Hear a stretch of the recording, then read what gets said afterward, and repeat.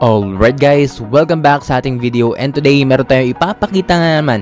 Ito, educational ito guys, kasi may nakita akong panibago, or siguro bago ko lang siya nakita sa akin pero matagal na siguro to. Bubble map siya. Okay, this is the bubble maps. So nakita ko siya and na-intriga ko, ang ganda ng mga features dito. And yun nga, so hindi na natin siya masyadong guys. Nakita natin to, so this will be an educational purpose. Hindi po ito financial advice. So make sure na alam nyo po yan, and tingnan nyo lang, baka makatulong sa inyo to.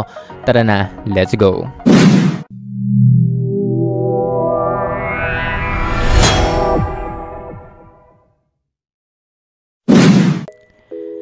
So yun nga guys, so nung nagbabrowse ako kasi gusto ko maghanap ng mga tokens, mga meme na pwede kong i-check out, na pwede kong ipunin. So nakita ko tong bubble maps, and ayun nga. So ano ba tong bubble maps? So basically, bubble maps is an on-chain intelligence or the visual layer of InfoFi. So on-chain intelligence platform transform raw blockchain data into clear visual insights. Ayan guys, used by traders, funds, and on-chain analysis to track wallets, detect manipulations, and decode token flows early. So basically, nandito rin yan sa pinaka-website nila sa bubblemaps.io, and they currently have V1 and V2 ongoing. Ayan guys, and ito yung sa kanila. So Bubble Maps is the first supply auditing tool. Auditing tool din sila for DeFi tokens and NFTs. Our unique and colorful bubbles make on-chain data easy to understand, investigate wallets, reveal connections, and see through the noise of the blockchain data. And ito nga guys, kagandahan kasi ng blockchain, hindi transparent siya. Kumbaga transparent siya, alam natin, kitang-kita natin kung ano mga nangyayari sa blockchain. So using Bubble Map siguro mas mapapabilis natin 'yon, 'di ba? And kaya ko pinakita sa inyo to, kaya ko binigyan to ng educational video kasi nga nagustuhan ko rin siya. Kasi naging malaking help siya sa akin pag naghahanap ako ng token. And ito, sige, pakita ko sa inyo kung paano. Siyempre, partnership din sila with some major exchanges, testimonials, may mga testimonials din sila. And basically niya, ito yung kanilang mga social medias if you ask me. Pwede nyo na punting nandito, and nakalagay na rin naman yan dan. Okay? At yung Bubble Maps X, formerly known as Twitter, and syempre yung kanilang CEO ng Bubble Maps, si Nick. Okay, so balik tayo dito. So ano nga ba itong Bubble Maps? Paano siyang gawin? So meron tayong Bubble Maps app.bubblemaps.io. Ito yung version 1 guys, and you can check it out. And so, as you can see guys, dito nga meron silang BMT token, which is yung pinaka-token ng Bubble Maps. And ito nga guys ay listed na rin sa Binance and Bithumb. And syempre, up ito ng 50% in the past month. Mga tokens along with their contracts. So makikita mo dito yung mga latest na tokens, mga lumang tokens, and if you are a token developer, you can get listed here. Depende na po sa inyo yan. And basically, may makikita ka rin dito ng most visited and recently listed sa kanilang dito kay Bubble Maps. Okay? Tingnan natin. So hindi tayo magpa-focus dito guys. Tingnan natin tong pinaka pinaka V2 guys. May team din pala sila guys team nila. Ito yung team nila. Ito yung team nila dan. Hiring pa rin sila. Okay? And if you are looking for a job, pwede kayo dito, sige, try nyo na rin, diba? Kung nandito rin yung yung inyong circle. Kung nandito yung circle ng workflow nyo, sige, pwede kayo magana dan. Okay, go. Balik tayo. Innovative visual for blockchain data, Bubble Map po yan. Okay, so pwede natin i-try yung kanilang V2. So for you to go to their B2, punta lang sa bubblemaps.io and click mo lang yung B2 and mapupunta ka dito sa beta nila. Of course, kailangan mong gumawa ng account. Nakapagawa na po ako ng account. Okay? So, paano ba siya nag-work? So basically, mag-work tong Bubble Maps by giving you datas about tokens na nasa blockchain. So, i-search mo lang yung token dito. Kunwari, Blob. Try natin kung may Blob. Ito, Blobby. So, makikita mo siya. Diba? Pag chinek mo yung Blobby dan, makikita mo yung token, guys. Token. Diba?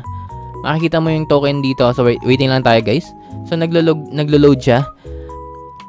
So, habang dito, papakita nila yung mga wallets and transactions. And ito yung mga wallet, guys. Ito yung mga wallet na ipinapakita nila.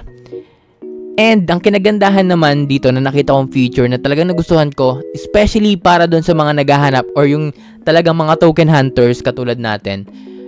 This one is pwede mo makita yung mga recent transaction. Okay, mga recent transaction kita mo dito and mga wallet. Ayan, kitang-kita dito yung mga wallet, oh. 'Di ba? Merong hanggang 250 wallet. Top 250 holders po ito. And pwede mo rin dito yung mga all amounts, 'di ba? Pwede mo makita dito.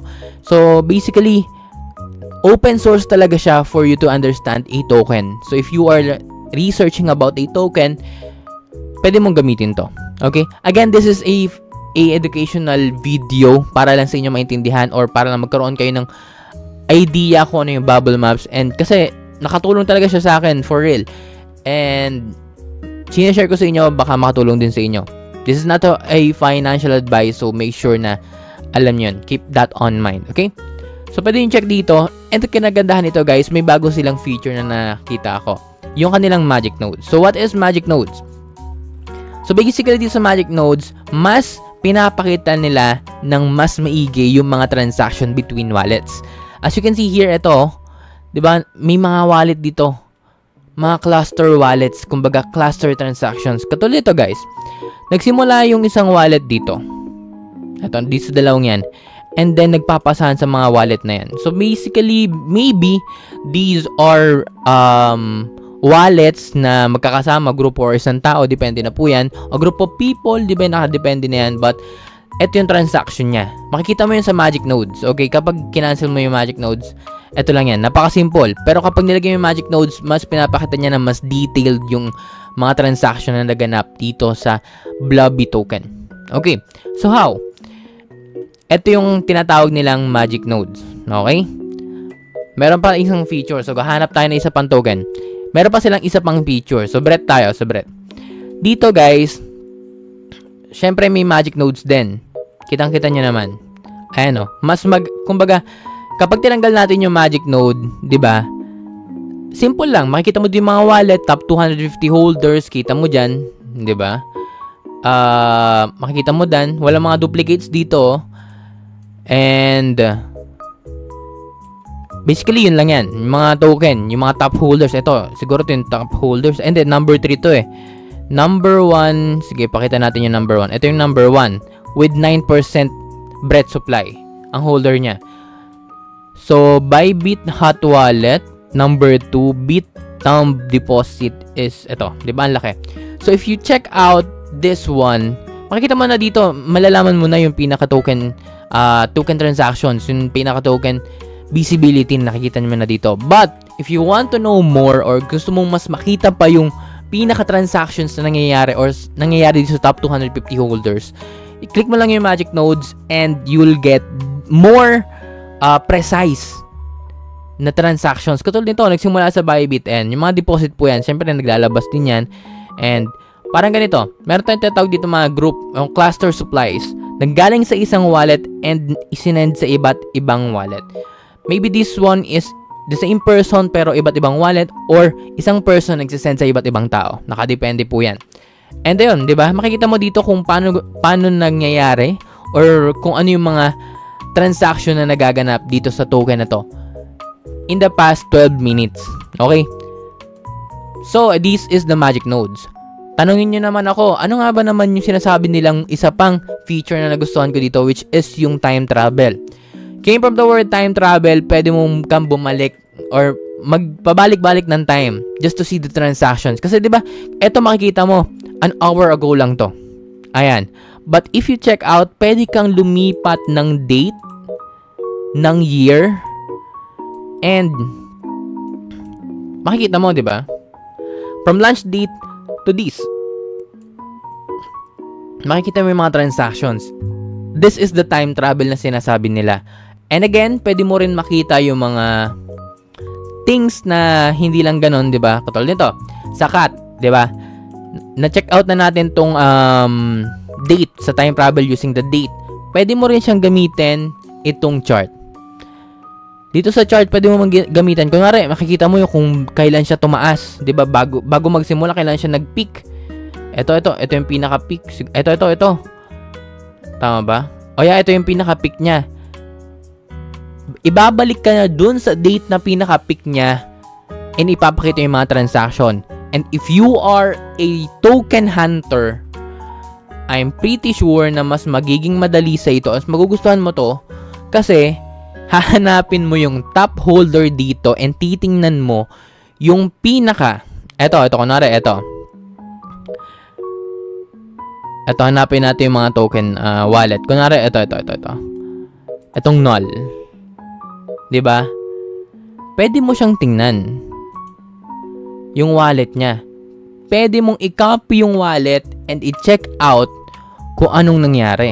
So, or kung kahit yung mga maliliit na wallet lang dito, guys, yung mga maliliit na wallet, kung malaki naman yung nakukuha nila dito, pwede mong i-check out and i-follow yung kanilang mga sinusunod or yung kanilang mga binibili. But again, guys, risky ang mga ganan, guys. Pagiging token hunter is very risky. Okay?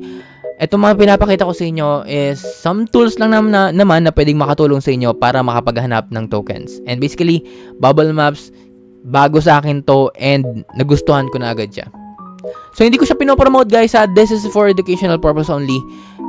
Dahil nga nagustuhan ko yung pinaka-project and gamit na gamit ko siya ngayon. So, depende sa inyo yan. Kayo pong bahala. Pero wala akong sinasabi sa inyo na gamitin nyo or hindi. This is just some informations about it. And para mas maintindihan ko na rin, ako na rin mismo makaintindi sa Bubble Maps. Okay? And yun nga, guys. Meron din sila ditong mga history ng mga articles na gawa especially for Bubble Maps. Ito, may mga articles dito na pwede nyo i-check out para kung may gusto ko yung malaman about it.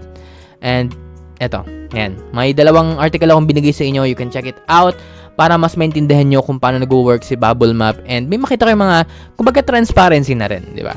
So, if you are interested sa mga ganito, okay na pong bahala. Lahat naman ng links nasa description box below naman eh.